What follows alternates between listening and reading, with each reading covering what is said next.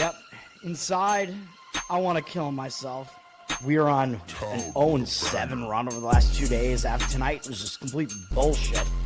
So that's how I'm going to start off this show. Horrible Sunday, 1-5. I don't even know what to tell you about that. I just don't want to do this anymore. I have never seen anything like this, man. With the slump continuing, 2 straight losses, not a good day at all. 0-4. I just have not had a good season, man. What kind of slump that I'm on? The slump continues.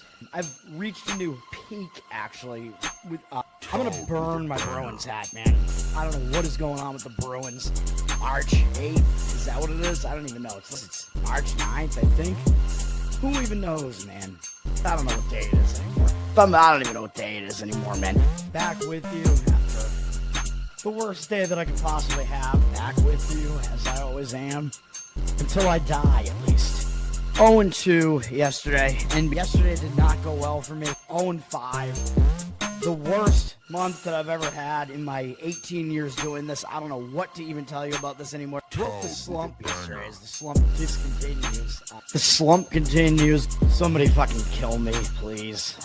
I don't even know what I should do at this point, other than potentially end it all.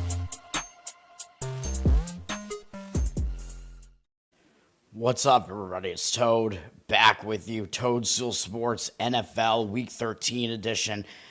Don't even fucking talk to me. 3 straight losing days in a row. Everything can get fucked.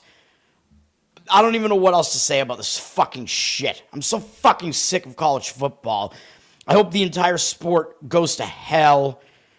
I'm glad that it's fucking over. I'm probably going to have maybe, a couple more plays left if I even want to do it. I might just abandon college football completely. We have Baylor putting themselves in a giant hole with 2 turnovers in the first quarter. Yeah, just throw the game away. Why not? And then they have to come back and tie the fucking game in the fourth quarter and then still lose. Bite me. Fuck you. And then fucking Auburn. I mean, they fall behind 17-0, and then they come all the way back. They get to within 17-13. Oh, yeah, and then there's this fucking horrendous penalty call on Auburn where they not only call roughing the passer, but they they elevated it to targeting. So on a third down play, by the way, and it was clearly not targeting. It wasn't even roughing. The guy tried to slow up. He just couldn't stop his momentum, and he ran into the QB anyway. He couldn't stop. He was too close to him anyway. That gives Alabama first down because the refs are just going to fucking hand them the first down. That gave them a field goal on that drive, and that's why they fucking covered the game. And then still, even after that, Auburn ties the fucking game. They have a chance to win it, and then no, at least they're going to cover as long as Alabama just kicks a field goal. No, that doesn't happen either. They get a fucking touchdown. Get fucking fucked. I'm so fucking sick of this fucking shit. I'm so fucking sick of college football. Fuck. Seriously. College basketball, not even good. Louisiana Tech, easy cover with that one. Texas State loses the game outright. They lose the 3-point battle, 13-2 or something? Almost impossible. The other team, whoever it even was, shot 50% from 3-point range against them. Basically, the same thing happened with Tennessee Tech. More than 50% three-pointers hit against them in the game. They were sort of in the game until late in the game, and then that just went completely haywire. Fordham did cover and win easily. Whatever. And then we did win in hockey with Buffalo, barely. They were able to come back from down 1 goal, and they fucking won. And then the Denver Nuggets, because I don't get any NBA games wrong ever, the Denver Nuggets did win. Fuck. 4-4, losing day again. Fuck you. Get fucked. I'm going to talk about NFL and nobody should even fucking listen to me. I'm done with this shit, dude. I'm not even kidding you. I'm going to cancel the show. I do not want to do this show anymore. I'm fucking done. I don't know what else to say about this. 3 losing days in a row, just unbelievably frustrating in every possible fucking way. When every single one should have been, almost all of them should have been a winning day, except for maybe one of them. Why do I have my headphones on? I don't fucking know. Just seriously. I'm not going to interact with the audience at all. I'll tell you what I think about these games. I don't care. And you're going to have to wait for the best bets as well as usual, but also they're both in the primetime games because every other one of these games is ass, and I have no idea what to even think about them. San Francisco and Cleveland, yeah, okay. Cleveland is ass. Shitter Sanders, he's obviously not good. Why did they win last week? Oh, yeah, because I'm an idiot, and I forgot that the Raiders are the worst team in the NFL, an absolute fucking shit. And they fired Chip Kelly after the game because their offense is so bad. Was that win anything that Sanders did? No. He was barely above 50%. He did basically nothing in the game. The Raiders' offense is the problem. The Browns' defense is good. Yeah. Will they hold up against the 49ers? Don't ask me. The last time the 49ers played at Cleveland a couple years ago, they did lose to Cleveland, but the 49ers were dealing with a bunch of offensive injuries, although I guess they're dealing with a bunch of injuries this time too, except most of them on defense. Brock Purdy is back. He's been back for a couple of games now. 49ers looked pretty decent on Monday night. I want to be correct on that game. So they are on a short week having to travel for a road out-of-conference game, which I do say those are the games that mean the least on your schedule, and maybe they are looking forward to this bye after this. So, I mean, I would probably lean towards taking the points with Cleveland in this one, but, I mean, is that going to be a play? No, absolutely it is not. I don't even see the game because I'm going out of order, I guess, because I started with ESPN's schedule because I'm all out of sorts here. This is still in the 1 p.m. slate. 49ers are 5-point favorite. That opening number was actually the look-ahead number, I'm pretty sure, which is a different market. So based on last week, the line has actually moved. Oh, because Shitter Sanders looked so good, right? So let's move the line off of what we saw last week. What? So it looks like the money is actually coming in on the Niners. 61% of the tickets, 70% of the cash on them. If you want to get, like, picks for pick'em pools, I don't know why you're here because I'm already 0-4 this week. It's already the worst week that I've had all year.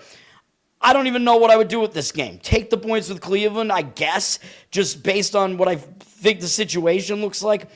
I don't know. It's a complete guess. I mean, the market looks like it doesn't agree with it. Whatever. Jacksonville and Tennessee. Jacksonville, don't even want to talk about them. Arizona should have won that game last week. Another bullshit loss that we had. And I know that 3 was out there like really early in the week. Should have given it out at that. Should have gotten it at that, even though I don't give out the plays until the end of the week. Whatever. Arizona probably should have won the game outright. They didn't. I'm pissed. Now you have Jacksonville coming off an overtime game out in Arizona, coming back home.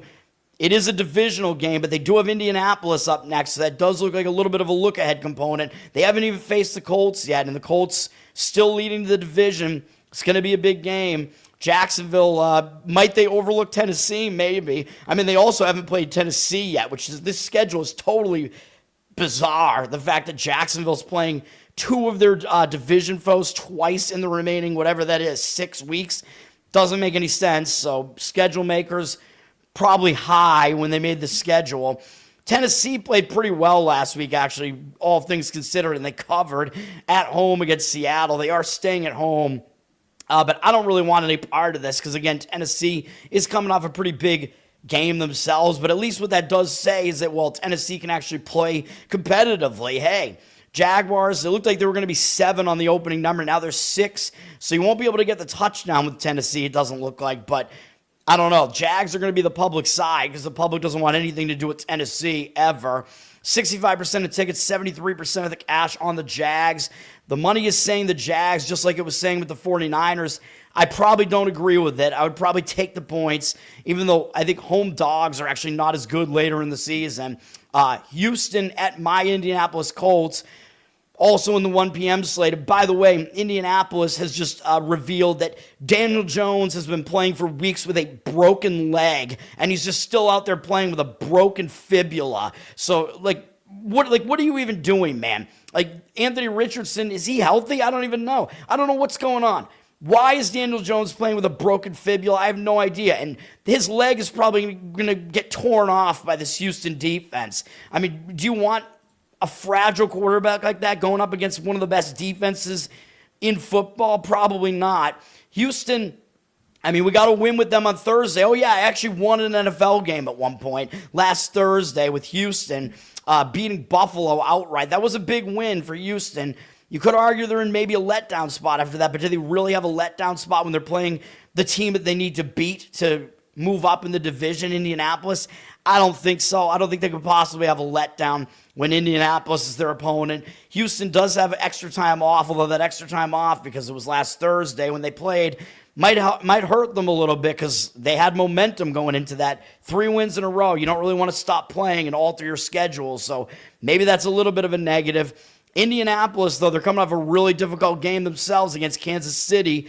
Pretty physical Kansas City defense on the road, overtime.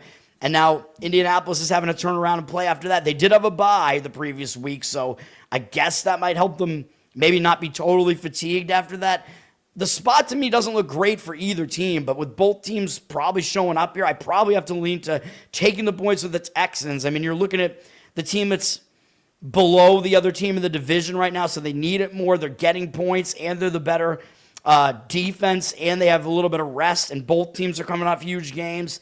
Texans plus the points is probably the lean there, but again, don't listen to me. I don't have strong opinions on any of these games, so what am I even doing? 58% of tickets, 69% of the cash on the Colts. Money looks like it's on the Colts. I mean, I'm going to have to look at these market reads again in the morning because a lot of them might change around because a lot of them are just going against what I think. Saints and Miami, the Saints... the Saints, their defense actually has not been that bad, so we got to give them that. Their offense has been terrible with Shuck, Fuck. What is this guy's name? I don't fucking know. Shuck. He's just chucking it up out there. By which I mean he's vomiting on the field in a football manner. I mean, they just lost pretty badly to the Falcons last week at home. Will the Saints bounce back from that? Maybe. I mean, the Saints are playing out the stretch. I mean, I think they're at least going to try to avoid embarrassment. Their defense is at least kind of keeping them in some games, and their opponent here is the Miami Dolphins, who everybody is saying that Miami's going to go on a run here and make the playoffs. Yeah, that's not going to happen. Miami's won 2 games in a row. Yeah, they caught Buffalo in a great spot to catch them. Buffalo was off the huge win over Kansas City. We know that. I gave out Miami plus the points on the show. I actually want to play. There you go. And I thought Miami was going to be in a letdown spot after that, going to Madrid to play this Madridful Washington team. And Miami still won the game, even though they only scored 16 points in overtime. Washington had many chances to win that game. Yeah, I lost a play there. Of course I did. I'm fucking pissed still. Now Miami went into a bye, and they went into a bye, I think, at an inopportune time. Because, again, you don't want to go into a bye on multiple straight wins, man, because it can hurt your momentum. So I would take the points for the Saints in this game. Don't feel that strongly about it. You're getting 5. I mean, Miami laying 5. Has Miami beaten anybody by 5 besides that fluke Buffalo game? Yeah, they did it to Atlanta, I guess. But, I mean, those games are just wild, like freak of nature games. I mean, that was Kirk Cousins coming back, and he looked totally dead. I mean, I don't know, man. Miami beat the Jets by more than that, I guess, just because the Jets turned it over a bunch.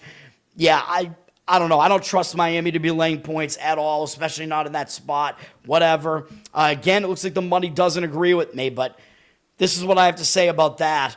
79% of tickets, 87% of the cash on the Dolphins.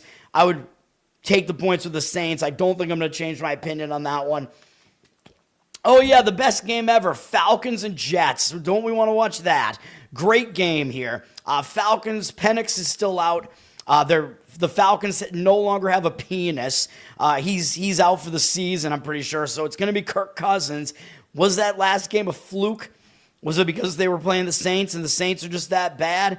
I don't know. Now Atlanta's got to go on the road again. They got to go to the Jets, and they do have Seattle up next, and then Tampa Bay. I mean, maybe they look ahead to those games because those are big conference games. They might not pay attention to the Jets here. I mean, who would? The Jets are ass, so I don't like it. I mean, Atlanta having to go up to New York. It's also going to be cold, which is probably not a good thing for Atlanta because they play in a dome and in warm weather. It'll be 45 and rainy, cold rain.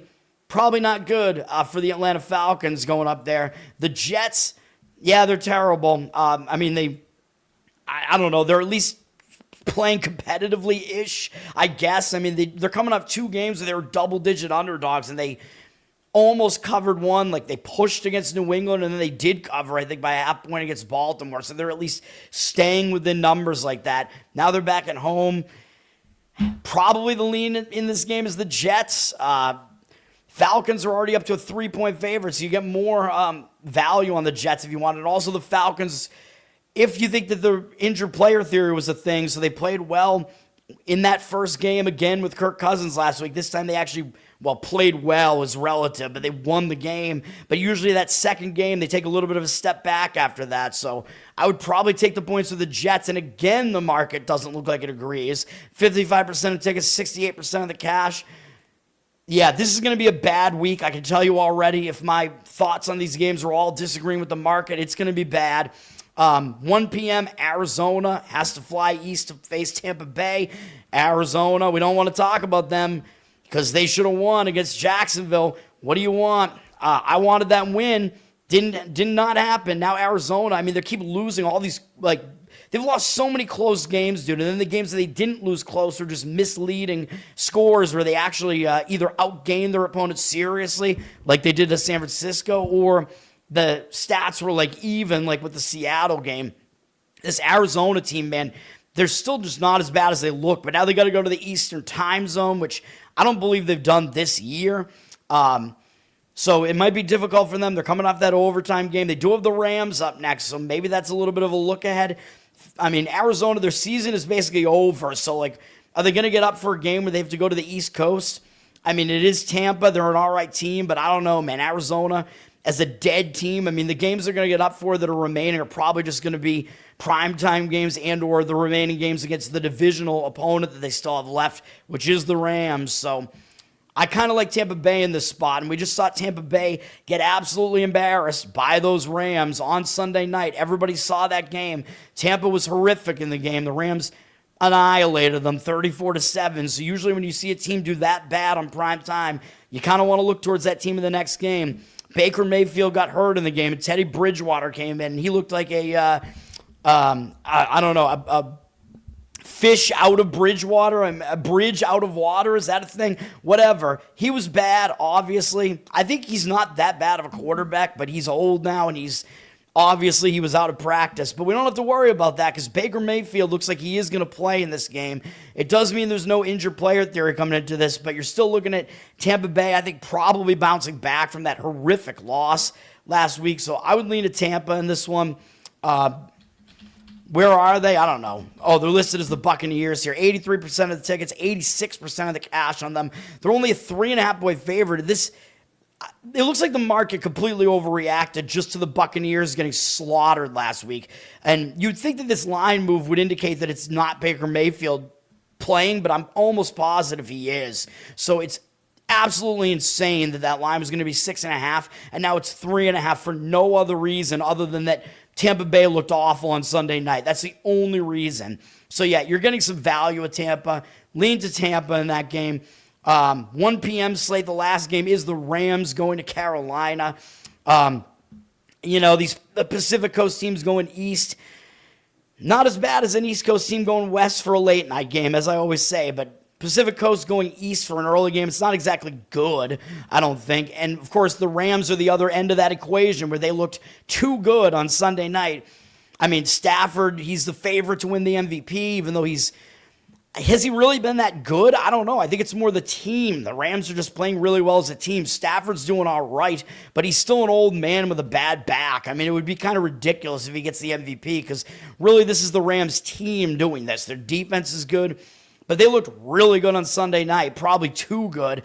Now they're going to the East Coast, although I know they did that twice this year, and they kind of got screwed in the Philadelphia game because of that blocked field goal at the end of the game, although the Rams were about to win that game outright, actually, late in the game, and then they blew it.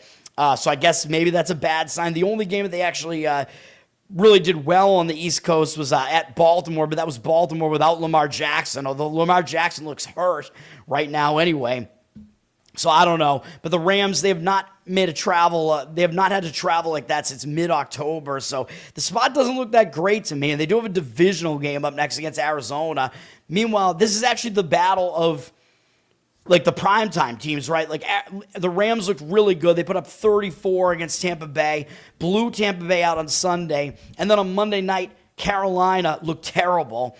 Losing to San Francisco and only putting up 9 points. So this is, the battle of the perception, maybe misperception off of one team looking way too good on primetime and the other team looking really bad on primetime, although I still don't think Carolina's really this good. Even a 6-6 team, I don't think is what they are. I think they're a below 500 team for sure. But in this spot, I mean, both teams are having to fly back to the East Coast, though, so I don't love that necessarily, really. For Carolina, that both teams are having to make that travel. Carolina on a little bit of a shorter week, but I think you probably got to take the points with Carolina if you're going to play this game. I mean, asking the Rams to cover as a double-digit favorite on the road, I don't know, in a spot where they just look way too good on Sunday night, I would take the points with the Panthers. 83% of tickets, 86% of the cash on the Rams. You're going to get at least 10 probably on the Panthers. Not a high total, really, either at 45, so that's what I would do there.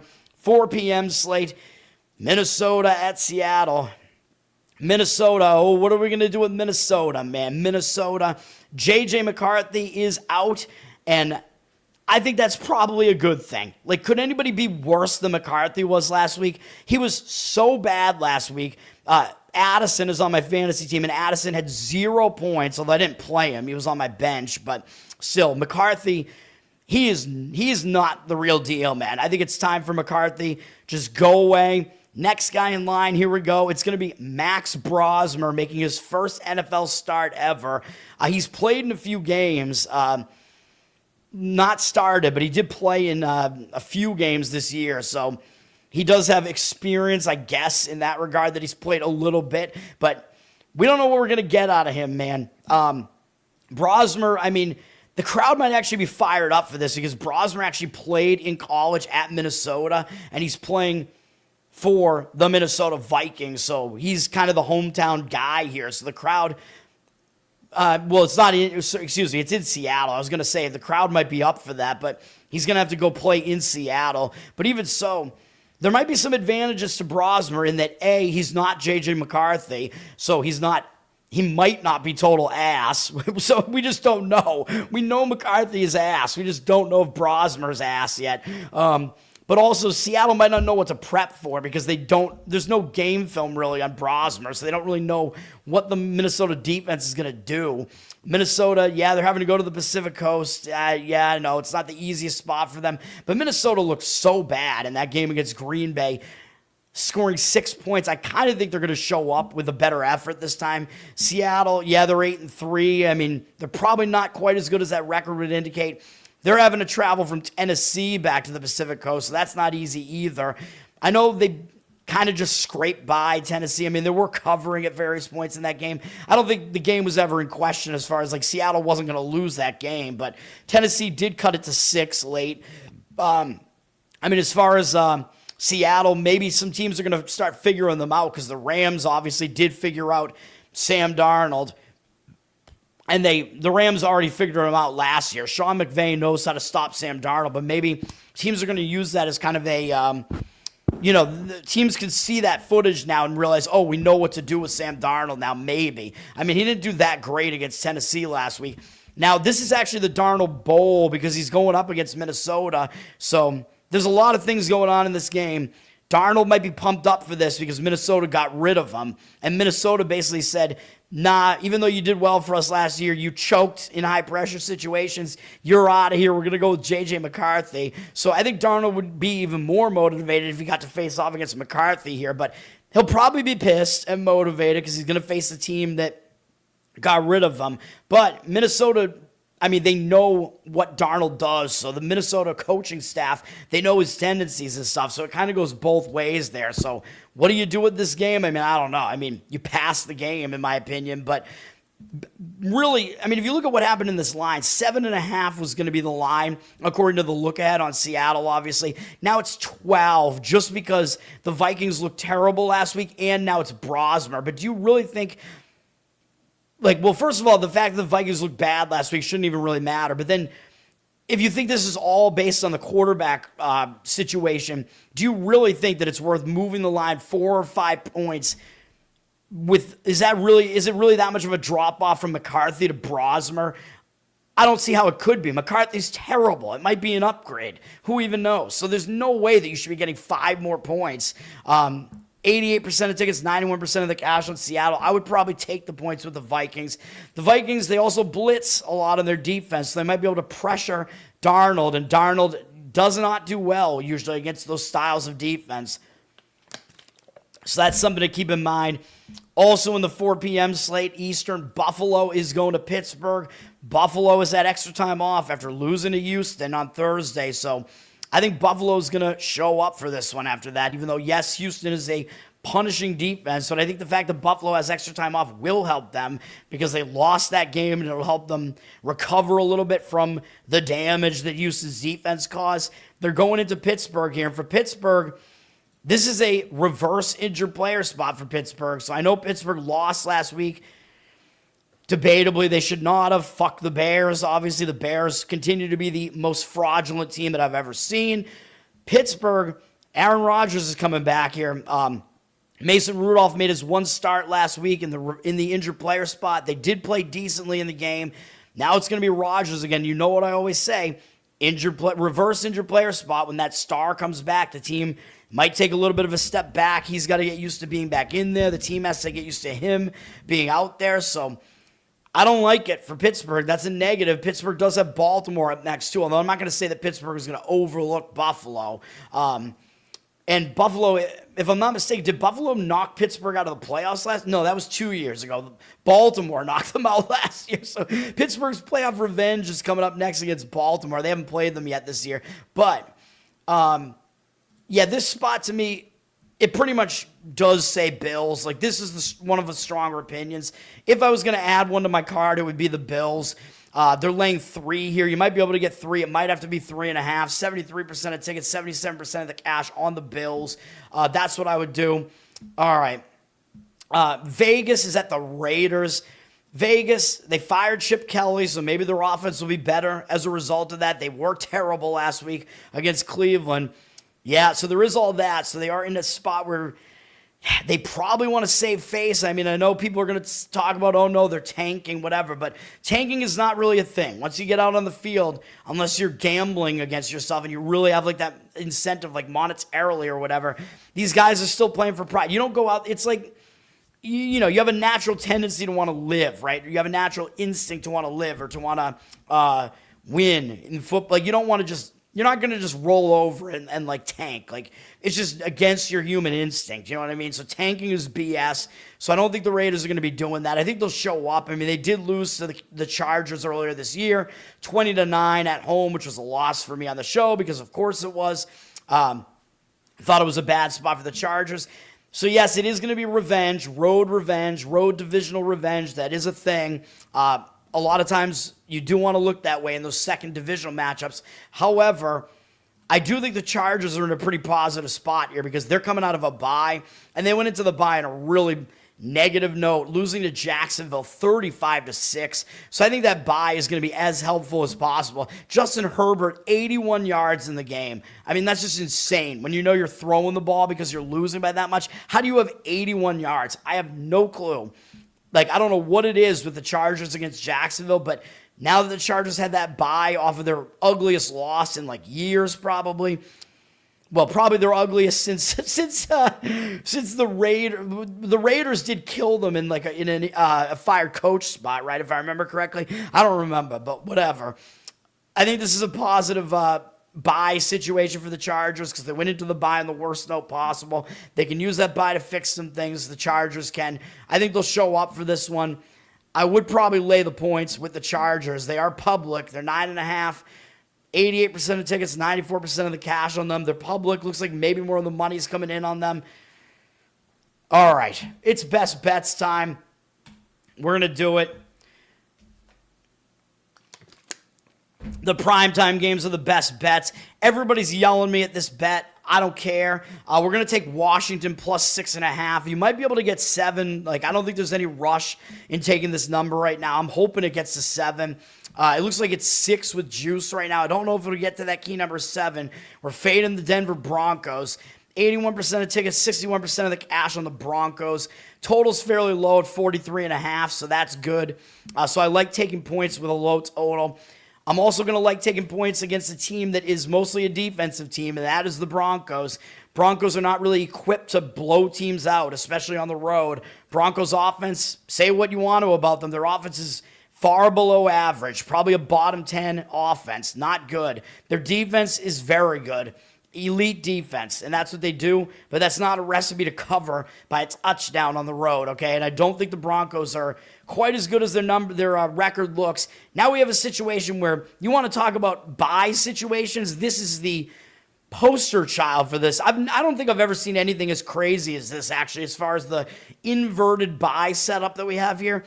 The Broncos they're coming out of a bye, and they went into the bye on an 8-game win streak, and they concluded that win streak by beating the Kansas City Chiefs, which is like the biggest win they could possibly get, beating the team that's dominated this division for so long. Huge win for the Broncos, and that's how they go into a bye. You know I talk about this. The bye is a momentum stopper if you go into the bye on a good note.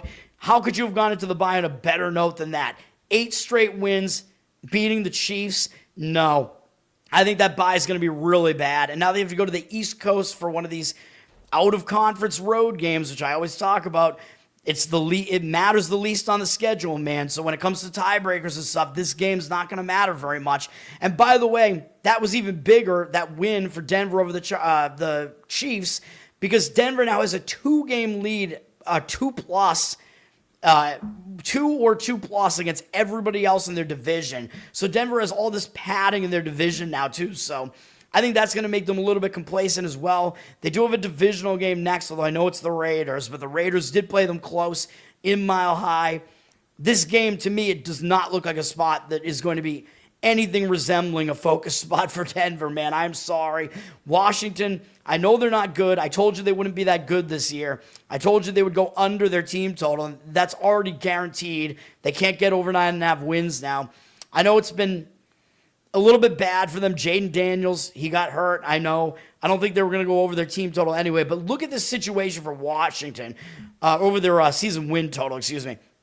Look at the situation for Washington here. They just went into a bye losing 6 games in a row.